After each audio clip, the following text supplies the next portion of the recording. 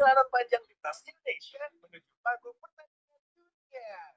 Saatnya Garuda mencuri poin di kandang lawan.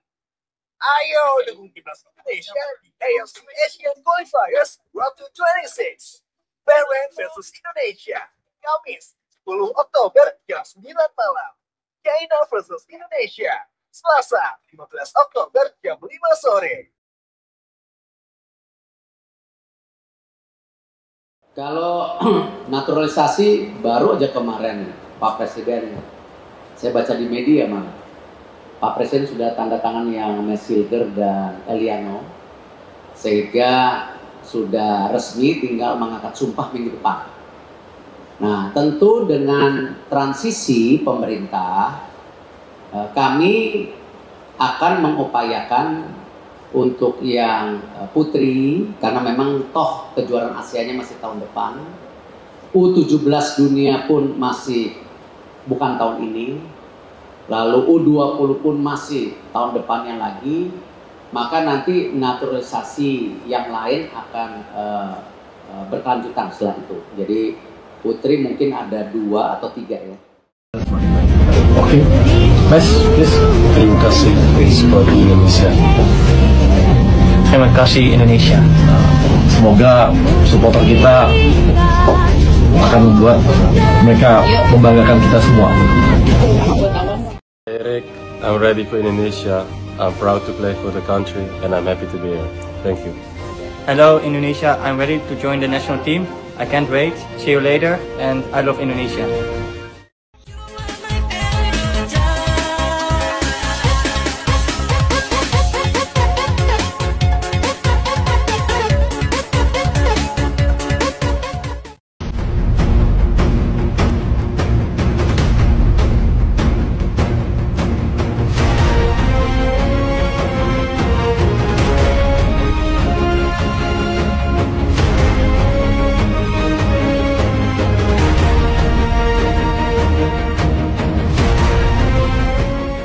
Sobat Jess, setelah tadi kita melihat sumpah dari Mes dan Eliano, sekarang ada 4 lagi.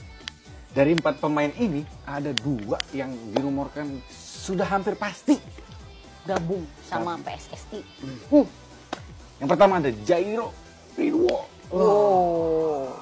Ini pemain kelas A, grade A ini. Bermain di Royal Antwerp Jupiler Pro League di Belgia. Ya, sebelumnya pernah dia di Crystal Palace ya. Dia tanggal lahirnya 9 September 96. Udah lewat ulang tahunnya. Iya, sudah lewat ya ulang tahunnya. Mungkin kado terindah. Ya, keluarga negara Belanda ya, masih belum berubah. Tingginya 1,82 meter. Posisi gelandang bertahan, mantan pemain internasional Belanda. Harganya 52,14 miliar. Wih, gila. Men, tambah panas aja tetangga-tetangga kita. Iya. Ya, ini adalah riwayat transfer dari Jairo. Pernah di Crystal Palace, pernah di Ajax senior selama 3 tahun. Di Ajax U19, Ajax U17, Ajax Youth, Haarlem Youth. Bener-bener great. Pengalamannya. Harus segera. Dari Ajax ke Crystal Palace pernah harganya 156,43.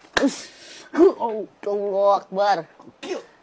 Dan Yang selanjutnya kedua, ada rumor Emil Audero dari Como Serie A. Ini sempat bermain untuk Juventus juga ya.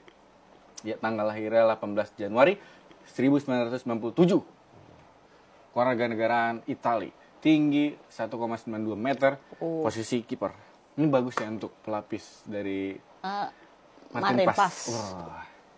Ya, harganya 86,91 miliar. mantap. Wah, pengalamannya juga bukan kaleng-kaleng ya. Pernah di Sampdoria, Inter, Juventus. Oh, pernah di klubnya Bang Jai. Terus Juventus, U19, U17. Keren banget dah. Pengalamannya. Harganya pernah 347,63. Gua tuh 2019. Buset. Keren banget, Cok. Harganya pernah setinggi tuh. Ya, ini kedua yang hampir pasti ya bersama Jairo. Ini Kevin yang sudah terdengar rembusannya. Udah santer banget. Iya. Tinggal tunggu gini nih sama Pak Erik. Tinggal sama. Copenhagen dia bermain di Superliga. Tanggal lahir Wah, ini baru dikit lagi. Ulang tahun nih, kita rayain. 6 Oktober 96. Mantap. Tingginya 1,86, posisi bek tengah. Harganya 69,53 miliar. Ini harganya di atas 50 semua, Cok. Grade A semua lagi. Pengalamannya bukan kaleng-kaleng semua. Di Fiorentina, Aarhus GF, Fiorentina, Empoli, Fiorentina, Feyenoord, Fiorentina, Vitesse, Fiorentina, Vitesse, U19, Vitesse, U17. Gila. Yes. Mantap banget. Mantap banget. Wow, pertandingannya nih. 9 pertandingan, 3 gol padahal dia back, bro. Umpan golnya, asisnya 2, kartu kuning 1. Padahal dia back, 3 gol. Bisa kita lihat dari postur tingginya juga. Itu sangat ideal untuk tendangan pojok. Dan yang terakhir ada Pascal Strijk. Bermain di Leeds Championship. Leeds ini pernah di Premier League ya. Di Liga Utama. Wow. Lahir 11 Agustus 1999. Tingginya 1,90 meter. Posisi bek tengah. Harganya bukan kaleng-kaleng, 260,72. Harga ini bikin tetangga jadi lagi. termahal dia. Terus nanti tetangga kita tambah, nggak enak deh nanti. Kita King Indo gimana dong? Statistiknya, pertandingannya 7 gol 1. Wah, produktif juga ya. Betul. Pemain utama 100%. Belum pernah diganti deh. Mantap. Nih, riwayat transfer dari Pascal Strijk. Leeds U21, Ajax U19, ADO Den Haag U19, ADO U17. Oke. Ini 4 pemain yang 2 sudah dipastikan ya. Iya. Dari info dari Yusa ya. Yusa Nugraha. Oke. Sudah dapat bocoran.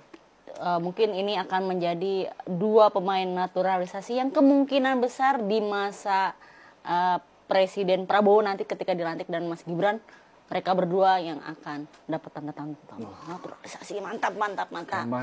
Keren semua. Grade A. Bro, tetangga iri. Iya, tambah panas nanti. Kasih es batu, jangan lupa. Iya. Gimana menurut kalian? Pasti ada kejutan-kejutan lagi ya? Betul, karena Pak Erik kan satset. Iya. Makan sampai nggak kita tahu loh, tiba-tiba udah. Dan kata Pak Erik, pokoknya jangan percaya rumor kalau saya belum salaman. Kabar baik dari PSSI. Timnas Indonesia bisa seperti Austria dan Georgia. Bagi sebagian penggemar Timnas Indonesia, menganggap bahwa skuad Garuda masuk dalam grup neraka dalam putaran ketiga kualifikasi Piala Dunia tahun 2026 zona Asia. Namun, menurut Ketua Umum PSSI, Erick Thohir, hal ini bukanlah sesuatu yang perlu dikhawatirkan secara berlebihan. Erick optimis bahwa Timnas bisa membuat kejutan di putaran ketiga. Harus diakui kita berada di grup yang berat. Cuma saya minta kepada pelatih dan timnas kita agar jangan kasih kendor, ujar Erick. Ingat, bola itu bunda, dan banyak sejarah bagaimana tim tidak diunggulkan bisa buat kejutan. Lihat saja di Piala Eropa tahun 2024 ini, bagaimana kiprah Austria atau Georgia. Jadi tetap melawan, walau di grup berat, sambungnya. Selain itu, keyakinan Erick ini juga didukung oleh upaya PSSI dan operator kompetisi PT Liga Indonesia Baru dalam menyelaraskan agenda Liga 1 agar jadwal timnas senior dan klub tidak berbenturan. Erick juga menegaskan bahwa PSSI akan memanggil pemain terbaik yang tentunya bangga membela Indonesia di kancah internasional. Ini adalah kesempatan emas bagi skuad Garuda untuk menunjukkan bahwa mereka bisa bersaing di tingkat tertinggi dan menjadi ancaman serius bagi tim-tim kuat di Asia.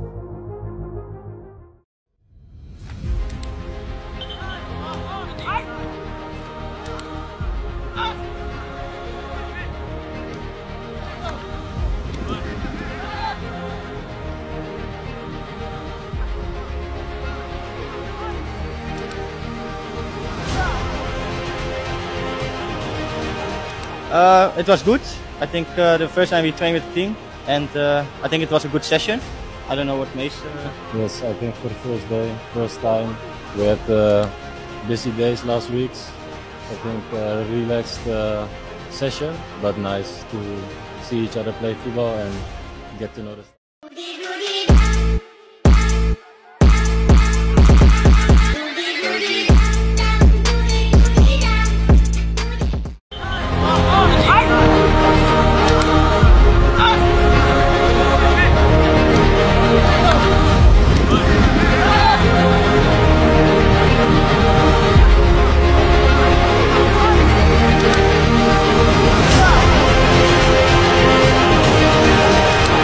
It was good.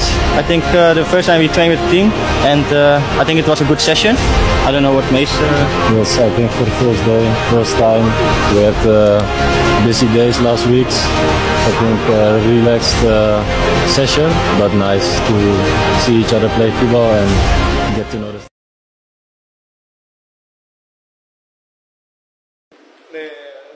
일단 바레인도 첫 경기 호주 가서 이기고 오면서 상당히 기가 살았다가 일어나치면서 우리가 다운됐겠지만 우리 또한 사우디 원장과 홈에서 호주랑 강팀을 비기면서 선수들 나름대로 자신감이 많이 붙었고 지금 현재 우리는 계속 좋아지고 있는 팀이기 때문에 앞으로 더 좋은 팀으로 성장할 것이고 바레인하고도 내일 좋은 경기 할 수 있다고 저는 선수들이랑 같이 믿고 있습니다.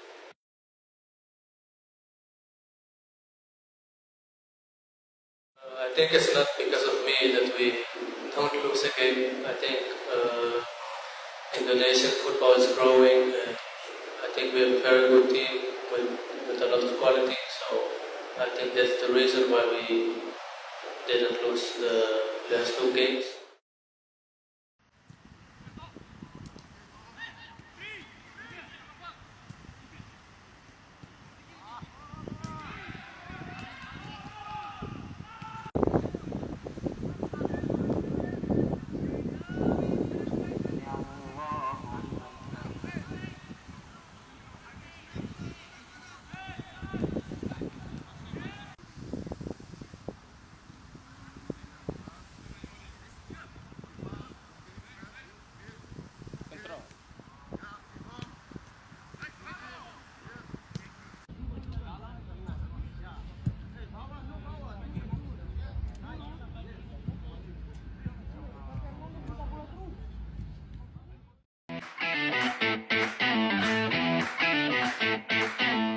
Timnas Indonesia menjalani latihan ketiga di Bahrain kali ini. Latihan dilaksanakan di Hamad Town Youth and Sports Ground pada Selasa sore waktu setempat. Berdasarkan pantauan FIFA Goal, Max Hilger, Sen Patinama, dan juga Martin Pas menjalani latihan terpisah pada sesi latihan kali ini. Pelatih Timnas, Sintayong juga mengonfirmasi terpisahnya Max Hilger dan juga Martin Pas dengan yang lainnya, lantaran keduanya sedang menjalani pemulihan. 마지막으로 마틴 왔고 선수들이 어제도 오고 했기 때문에 컨디션 위주 그리고 어제는 가볍게 전술 훈련 그렇게 준비 잘 하고 있다고. 미셀 거스는 어제 와서 거의 회복 위주 1조 2경기씩 하고 왔기 때문에 회복 위주. 오늘 보시다시피 회복 위주. 지금 컨디션을 빠르게 회복할 수 있게끔 회복 위주로 지금 훈련시키고 있다. Berpeluang menjalani debut, apa penampilan Max Hilger jadi yang paling FIFA Mania tunggu di lawan Bahrain nanti? I'm proud. The team is fun. The staff is nice. So it's already feeling like home. So I'm happy I'm here right now. Like they are all social. They all talk with me. So we have good conversations. Like the first day when me and Eliano came in the group, they all talked and like enthusiastic that we are here and in training too. Like I think we fit together good. So sorry. You see, like, it's a fun team.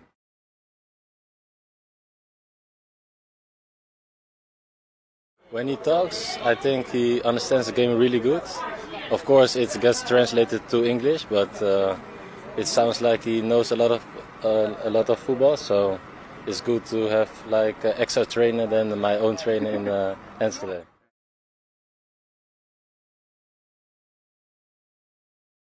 I hope so. I hope he trusts me. I think the coach and the players, everyone knows what my qualities are. Yes, As you see, look, this is what I talk about the team. Everything is like social, but about the game, I hope I will make my debut. I hope I can give the team some extra, and I think we have good chances against Bahrain. So.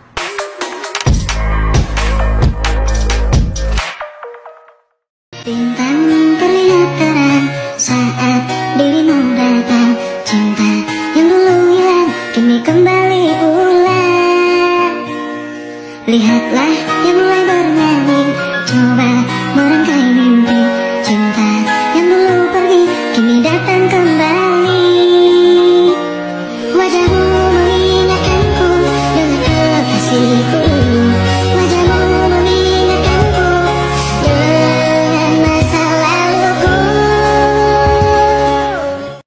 pesan untuk fans saya dari Indonesia. Saya minta maaf, saya asli orang Belanda dan tidak akan bisa memperkuat timnas Indonesia. Bukan dirinya tidak mau membela tim Merah Putih, Boris van Schoopen menegaskan jika dia terpaksa menolak lantaran tak punya garis keturunan Nusantara. Meski tidak bisa membela timnas Indonesia, namun Boris van Schoopen tetap berterima kasih atas dukungan yang diberikan oleh netizen asal tanah air. Nah, kalau Boris menolak membela timnas karena tak memiliki darah Indonesia, lain halnya dengan pemain lain yang jelas memiliki garis keturunan tetapi tetap menolak tawaran untuk berseragam merah putih. Nama pertama ialah Emil Audero yang menjadi salah satu pemain top Eropa yang menolak tawaran memperkuat timnas Indonesia. Padahal sebetulnya dia tercatat lahir di Mataram, Nusa Tenggara Barat dan kiper berusia 27 tahun itu punya rekam jejak yang cukup mentereng. Audero pernah menimba ilmu bersama Akademi Juventus dan memperkuat timnas Italia di beberapa kelompok usia muda mulai dari level U15 hingga U21. Namun sayangnya ayahnya yang berdarah Indonesia justru tak memberikan restu kepada anaknya untuk memperkuat skuad Garuda. Selain Audero, gelandang yang kini berkarir di Liga Qatar Andri Syahputra juga tercatat pernah menolak tawaran untuk memperkuat tim Merah Putih. Pemain ini sudah berkarir di Qatar sejak berusia 8 tahun dan dia menjadi salah satu pemain yang pernah dipanggil Indra Syafri saat menangani timnas Indonesia U19. Namun gelandang kelahiran Lok Semawe Aceh tersebut menolaknya dengan alasan ingin fokus melanjutkan pendidikan di Qatar. Sama dengan Andri yang ingin fokus melanjutkan karirnya, Johnson Seed, pemain yang sempat ditunjuk STY untuk mengisi timnas U20 pada Piala Dunia U20, juga menyatakan bahwa dirinya belum siap untuk memperkuat Indonesia sebab tengah merintis karirnya di kasta kedua Liga Inggris bersama Sunderland. Nah, dari ketiga nama tersebut, sampai sekarang belum ada kabar lagi apakah mereka telah menaruh minatnya pada timnas Indonesia saat ini. Dan sekarang banyak media-media asing juga sangat menyerang Indonesia. Saya juga berharap media-media Indonesia jangan terjebak ya dengan pola pikir para media asing ini ya, yang menulis bahwa bergabungnya beberapa pemain kita di luar negeri yang sekarang balik ke pangkuan Ibu Pertiwi itu tidak sesuai dengan aturan FIFA. Erick Thohir kayaknya bukan ketua kaleng-kalengan ya. Semua aturan saya pelajarin gitu. Nggak mungkin saya menghalalkan segala cara sebatas hanya menjual mimpi. Kita nggak jual mimpi, kita jual sesuatu yang bisa jadi kenyataan, tetapi kita harus kerja keras. Khususnya Cina, ya kan, dalam beberapa hari terakhir itu Cina seakan-akan itu agak takut juga kelihatan ya. Ada sebuah media 163.com mengatakan bahwa mereka akan banding, menyuruh pada Federasi Sepak Bola Cina ini mengusut ya tentang pengambilan sumber dari Mads Hilgers dan Eliano Reinders ini yang dianggap tidak salah, macam-macam muncul. Kenapa ambil di luar negeri bukan Indonesia? Kok mereka mencampuri ya? Ini hukum kita kok mereka atur aja dengan negara mereka, nggak usah masuk ke kita. Karena kita punya wilayah hukum sendiri masing-masing. Dan itu sudah diatur sah semuanya. Ya prosesnya tuh jelas sekali. Ya dari semua berkas-berkas surat-suratnya ke Kemenpora, Kemenkumham, dibahas di DPR RI, ya semua berproses. Ada sidang paripurna, kemudian ada kepres turun, ada pengambilan sumpah, baru ahli federasi, semua jelas. PSSI tidak pedulikan ancaman Cina. PSSI menyebut timnas Indonesia tidak mempan diancam Cina jelang pertemuan keduanya pada 15 Oktober di Qingdao Youth Football Stadium. Ancaman dari Cina itu diberitakan oleh media asal tirai bambu bernama 163.com yang memberikan tuduhan terkait naturalisasi dua pemain timnas Indonesia, Mads Hilgers dan Eliano Reinders, ilegal. Media Cina itu pun mengancam ingin melaporkan proses naturalisasi Mads Hilgers dan Eliano Reinders yang dituding melanggar aturan. Menanggapi hal ini, PSSI tidak mau mengambil pusing. Bahkan Sumarji hanya menganggap sebagai bentuk cyber saja, yakni upaya untuk menekan mental para pemain keturunan timnas Indonesia. Sumarji pun menegaskan bahwasanya proses naturalisasi dari Mads Hilgers dan Eliano Reinders tidak ada yang salah sama sekali. Kedua pemain ini memang benar-benar memiliki keturunan Indonesia. Sementara ancaman yang dilakukan Cina ini merupakan strategi mereka untuk melemahkan mentalitas pasukan merah putih di laga kualifikasi Piala Dunia 2026 zona Asia. itu terbiasa dengan ya skor, supaya paling tidak menekan pressure, mental pemain, itu hal biasa. Jadi kita tanggapi ya senyum-senyum saja lah. Jangan terlalu tanggapi terlalu serius. Namun demikian, sepertinya pemain timnas Indonesia pun tak mau ambil pusing dan tidak peduli. Hal itu terlihat bagaimana mereka menikmati momen kebersamaan persiapan untuk bisa melewati round 3. Masa kita nggak boleh juga dilihat mereka bingung kok Indonesia bagus banget gitu. Gantian lah ya.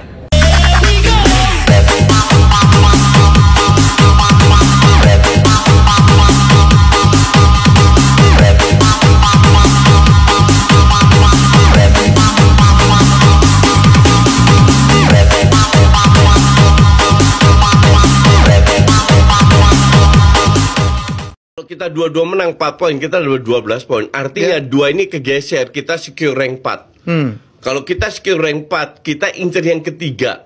Kalau kita bisa kalahkan Saudi di sini sama Australia, kita bisa curi poin. Draw aja lagi ya. Draw, terus kita nggak kalah banyak lawan Jepang, kita bisa masuk kedua. Tapi gue nggak mau sejauh itu. Kita harus lihat step by step, round by round. Jangan terlalu optimis. Ini aja udah happy banget. Terjatuhnya sakit. Ya, ini udah happy banget. Pemain yang tadinya mikir-mikir, seru juga. Menarik juga ini barangnya. Apa kayak kemarin Martin Paes misalnya kan, Martin Paes masuk, wow, seru juga nih. Akhirnya apa? Kiper-kiper lain yang tadinya masih ngintip-ngintip, wah mau juga kan gitu. Yang mana tuh bang? Yang Komo? Gak tahu sih.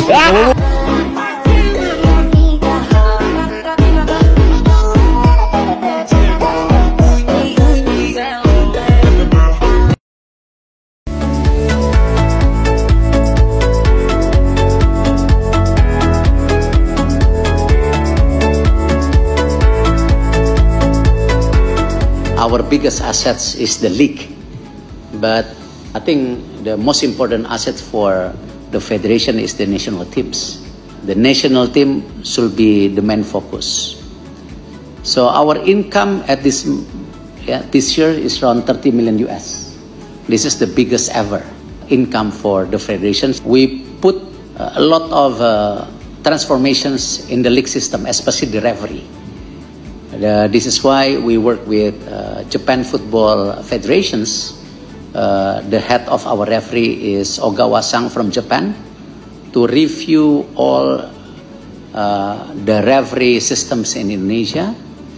But at the same time, we need also to support the daily life of our referee in terms of health insurance, salary, and also capability. We just implement this year full.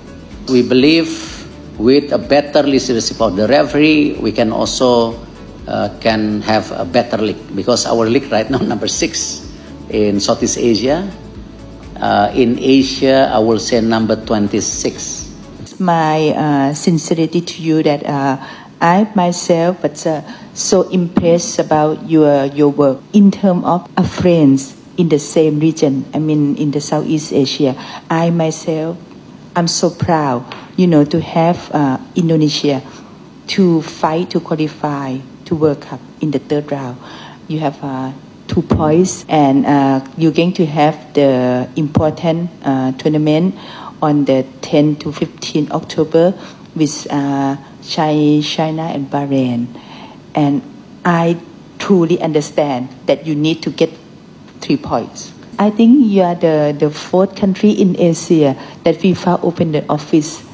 Which is a bit, even I'm new, I'm a bit jealousy of this. I'm so happy, to come to see you. I think that we can have something to share or to sign some MOU between Thailand and Indonesia in many angles.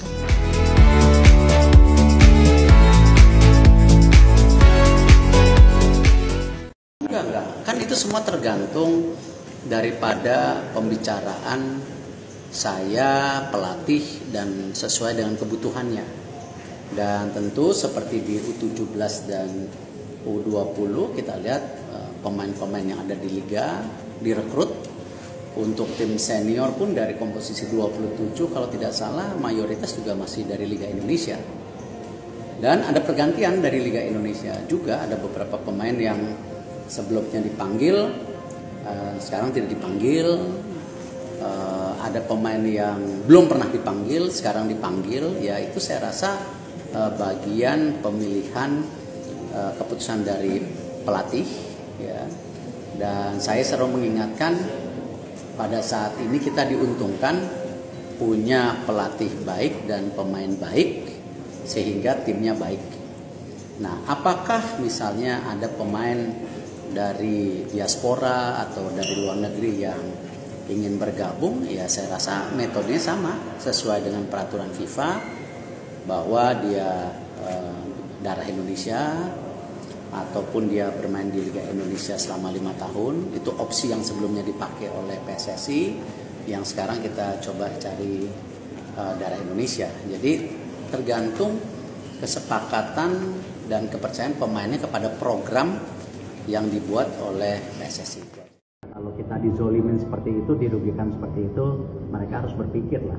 Mudah-mudahan Coach Sintayong dendam, mudah-mudahan pemain kita juga dendam. Tapi hati-hati karena ini kan Bahrain tuan rumah. Kalau kita lihat juga ketika lawan Australia juga banyak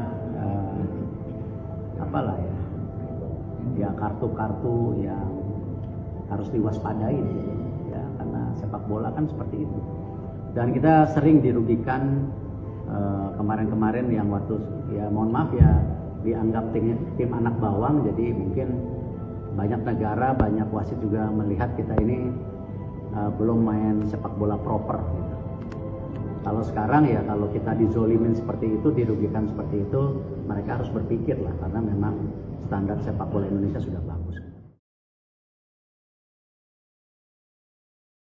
Kalau tidak salah waktu itu pas dualisme PSSI, dualisme liga, akhirnya kan kita tidak bisa mengirimkan tim terbaik.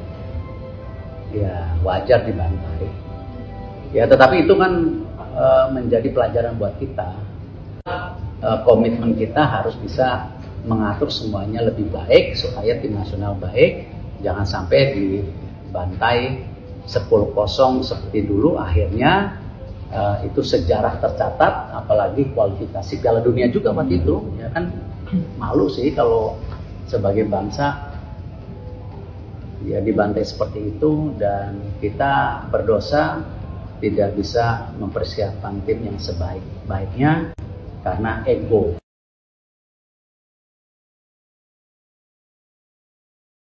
Ya, semoga kalau udah datang nanti salaman ya berarti benar kan, kalau nggak tahu. Jadi kan kalau rumors pemain itu kan sekarang di sosial media saya ngelihat lebih ahli yang memberitakan daripada saya ketua PSSI-nya gitu ya.